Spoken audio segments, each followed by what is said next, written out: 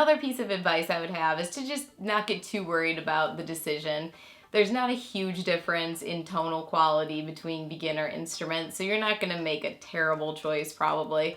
I mean, you could end up getting something that is poorly constructed, and that would be a shame. But if you're looking at that certain price range and the things are at least built properly, don't worry too much about what it's going to sound like, because you're just starting out, you're getting this instrument purely as a tool for practicing and building up your technique. If someone gave you a really high quality instrument right off the bat, you wouldn't be able to get a nice tone out of it anyway, and that's not to be mean. It's just, beginners don't sound very good because you have no experience. And so you just need to build up with those practice sessions and get to a level where the tone quality does matter, and maybe you're doing some performances or recording, whatever. That's when you want to upgrade. I'll show you guys my first full-size violin. This is actually the violin that I use in most of my outdoor music videos. This was $500, and I used this all the way through high school. So I mean, I was using this for a while, and it has a nice enough sound, but it's certainly not like my nice violin back there. But I didn't upgrade to that nice of an instrument until music was my full-time career and I was doing this professionally, because I did need a nice enough instrument for performing and recording and all of those things. So until you get to that point, I mean, you can definitely make do and get a nice sound out of a much less expensive instrument. Another thing to consider is that you can kind of customize your violin a little bit. You can change the strings out, and I would highly recommend doing that. The stock set of strings that come on an instrument, especially if you buy it online, they're not going to be very nice, and that can make a big difference. You don't need to spend a lot of money on strings, because on a cheaper instrument, even if you got the nicest set of strings that ever existed, it wouldn't sound much different. But just upgrading to a mid-range set of strings could make a really big difference, and I would recommend doing that.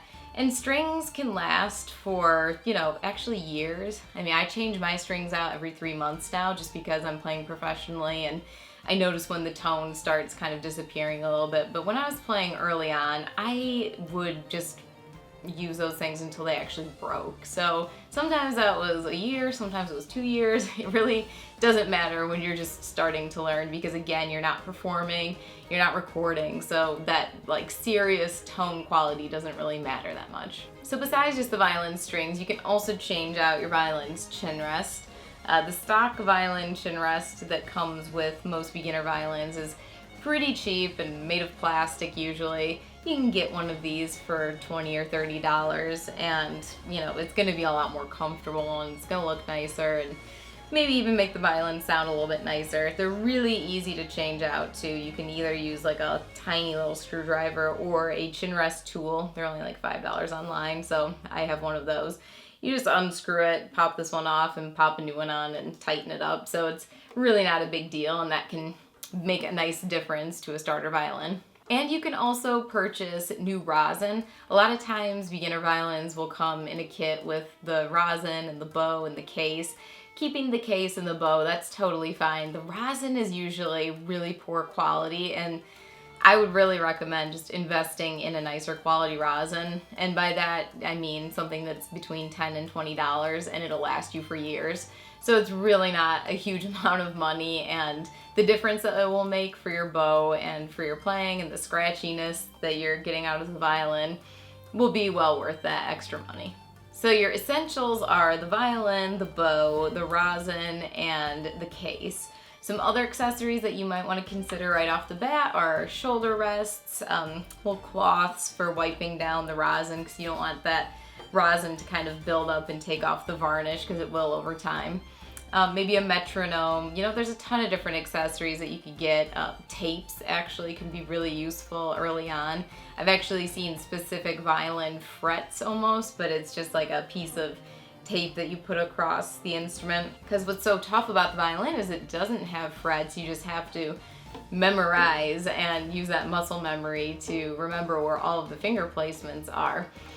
So those can be really useful too, and I would recommend, getting any of those if you're interested. Anything that you guys want to know more about in detail, I'm happy to go into more detail on any of this stuff. Like I said, I've gone through so many different shoulder rests over the years. I have a lot here that I can just show you guys.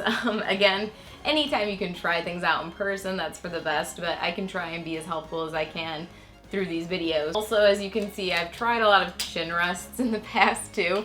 So I mean, I could do separate videos on how to choose a shoulder rest, how to choose chin rest, rosin. I could do a whole thing on rosin. I know it sounds very exciting, but I just really like talking about this stuff. I'm really happy to give you guys advice because, it's kind of a little way for me to give back for all the support that you guys have given me for my career on here, so I really appreciate that. Thank you guys so much for watching. I hope that this was useful information for some of you.